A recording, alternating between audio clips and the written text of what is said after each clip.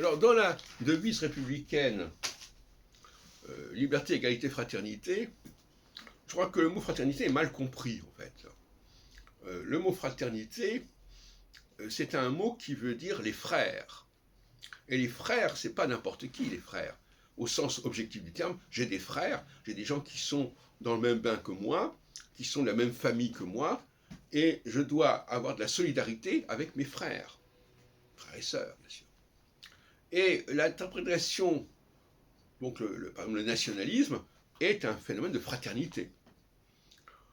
Le fait d'aller à la guerre pour la patrie, c'est un phénomène de fraternité.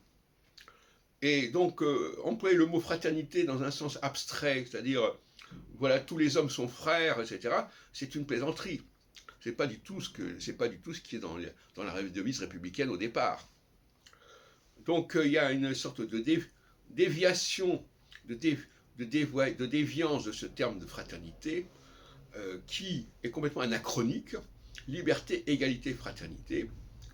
Alors, égalité éventuellement peut aller plus loin que fraternité, mais fraternité est plus restrictive que égalité de toute façon. Hein. Ah oui, ça va pas aussi loin. C'est quelque chose qui se ferme sur lui-même. Mes frères, voilà. Et le fait d'utiliser le mot frère dans un sens abstrait, dans un sens figuré, peut induire en erreur, en fin de compte. Voilà aussi un problème sémantique qui est intéressant à étudier. La liberté, c'est surtout, au fond, une forme de libération.